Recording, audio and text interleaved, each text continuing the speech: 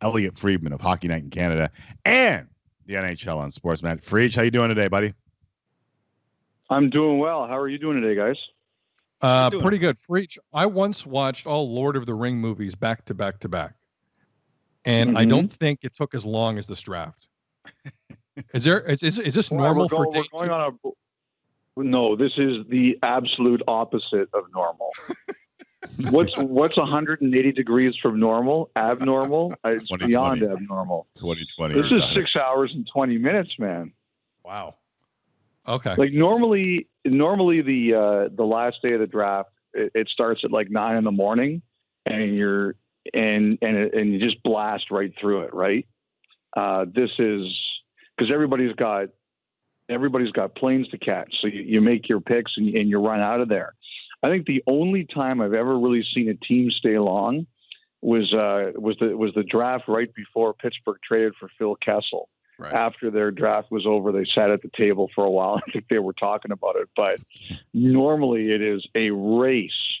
It is like the Flash. These guys race to the outside of the rink. Elliotte Friedman joining us here at Tim and Sid. Do you have you been following this OHL story at all? And have you talked to people in the OHL? I mean, I've got some pretty good friends that are waiting to see what the heck is going on here, and I don't know if we're going to get a season. I've been following some of it a little bit. I mean, the story about the QMJHL with the team that has 18 positive tests, that one was a thunderball through junior hockey today, because I spoke to people today who were worried about, they're worried about the World Juniors and things like that because of this. Yeah. If you have 18 positive tests on a team, what are we going to find out from other teams over the next couple of days? I mean, you look at, for example, the White House, you get one positive test and look how many positive tests we're starting to see coming out of there. So I know there's worry. I mean, are we going to start to see more tests? And, then you worry about things like the World Juniors, which are supposed to be inside a bubble. And, are you going to be bringing people into the bubble who are infected? And not necessarily specific from the one team, but just in general. Now you have to worry about that. And the Western League and the Ontario League, they're looking at, as cases are going up, especially, for example, here in Ontario, you're looking at what just happened in the Quebec Junior League, and you're thinking about that, and you're going, oh boy, are we going to be going through this too? So I think there's a lot of concern about, the whole body checking thing,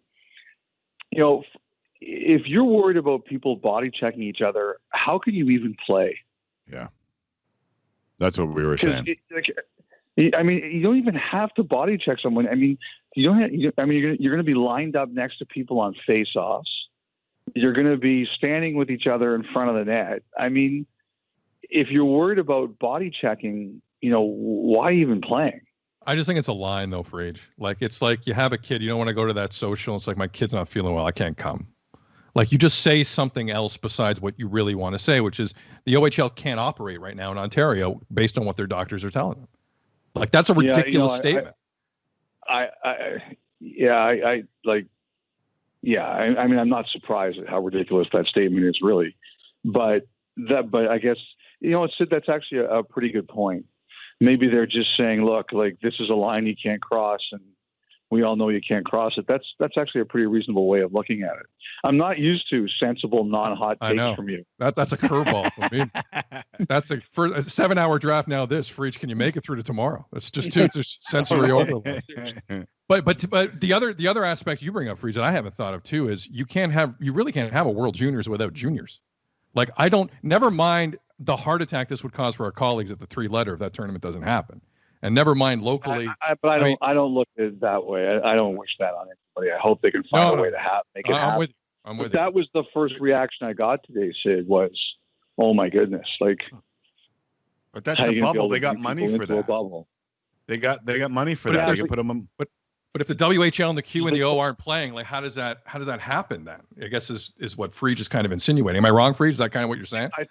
It's also more about testing, right? Like, the NHL being a big time pro league, it spent a lot of money on testing, a lot, to its credit. And that's why one of the reasons that it protected itself, are the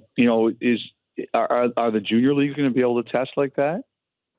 No. I mean, I don't know if they have like the same financial ability to test the way the NHL was able to. Well, I don't know. How long did they fight them? How long do they fight against paying minimum wage in the juniors? And then they're just going to come up and test every day. Like that's going to be an interesting one to explain off. That's going to be interesting. Well, it's just that I don't know if I would even compare one to the other. The point I'm just making is that one of the reasons that the NHL was able to make this work was it had access to high level testing and it paid for it. Right. It paid for it before it got into the bubble, and it paid for it in the bubble every day. And, like if you're going to run an event, you have to be able to pay for high level testing.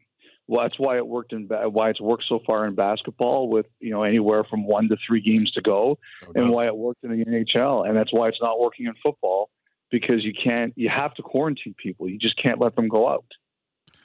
All right, enough COVID talk. Let's get to more COVID talk. This flat cap and the whole ongoing global pandemic. We know that it's affecting the NHL. Are we getting to the point where some owners are panicking a little at the thought of how salaries, never mind bills, will be paid, and that's why we haven't seen some of the craziness that we normally? Or is this because it's a compressed week and it's all a little crazy? No, I think it's more of Tim. I believe that there's a concern about cash. Nobody really wants to take on salaries. I heard this week about one of the players who was bought out, and the team wouldn't tell me who it was, but they offered that player and a depth forward and like a second or third round draft pick to another team to take the one contract off their hands. And the answer was no. And they said to me, we can't do any more than that. And that's kind of where we are right now. We're really at a compressed point in terms of, people who have room to take maybe on bad contracts or be used as a third party in trades. They are demanding a very high price to be that facilitator. And people are worried about the cash overall. So it's very hard to move these contracts. I think the other thing that's going on right now is the commissioner announced last night they're targeting January 1st. I think we know next year now that it's possible they start without fans, but the big key is how many fans can they get fans in for the playoffs, and how many fans can they get in for the playoffs?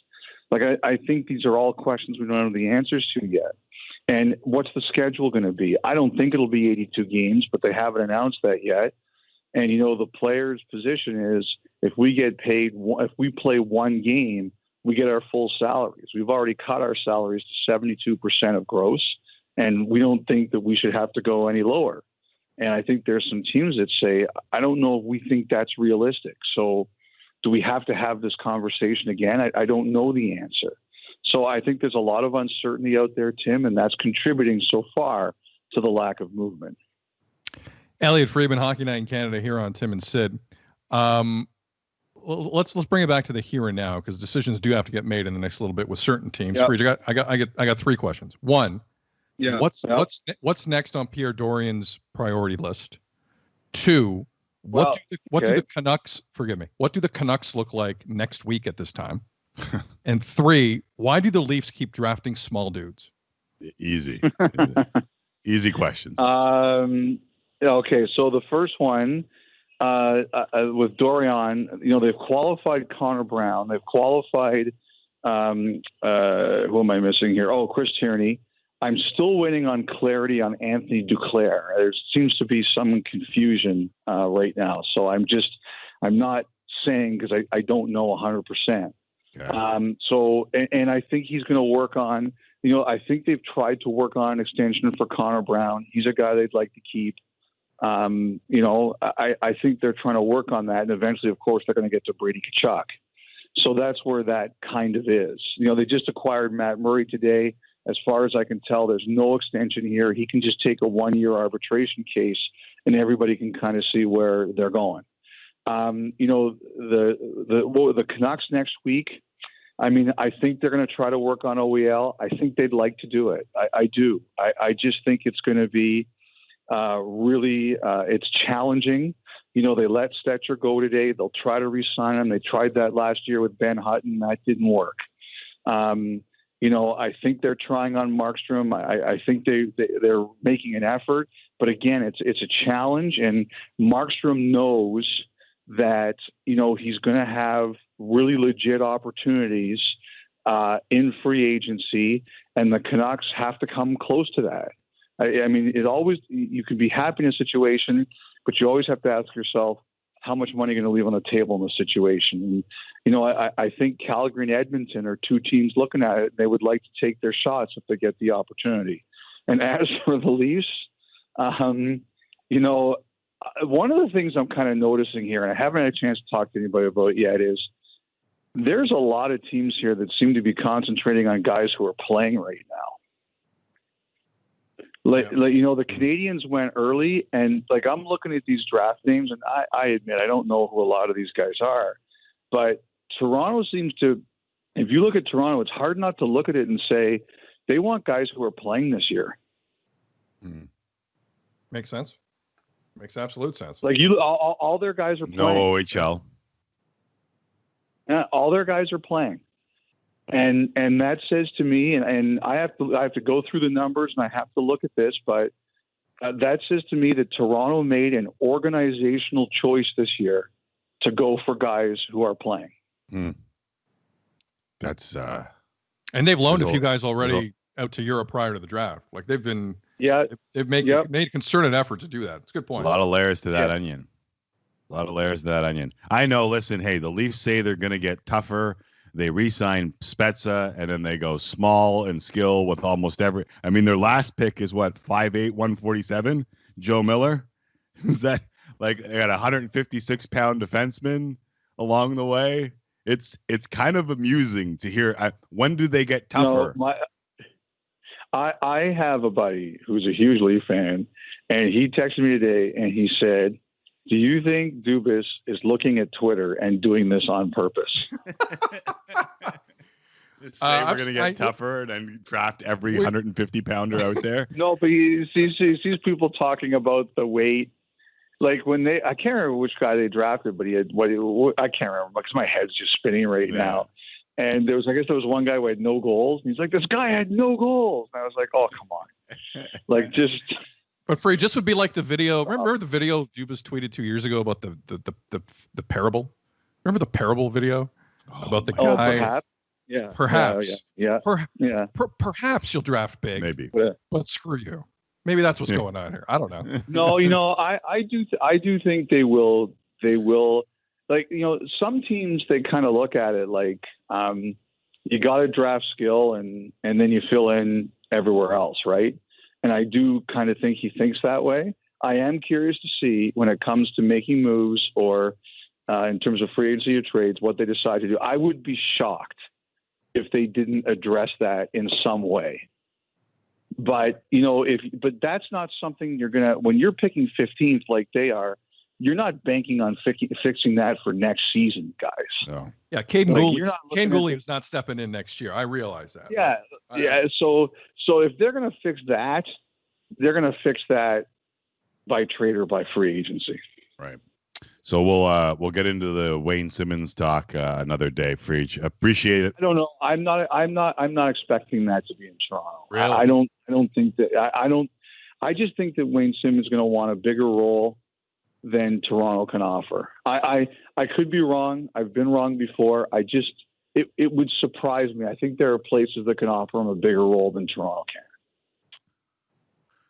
All right, so we'll wait for this tougher to play against. Not necessarily toughness, but tougher to play against to come with Kyle Dubas. Thanks, Freach. Appreciate the time. Thanks, brother. All right, guys. Have yourselves a great night.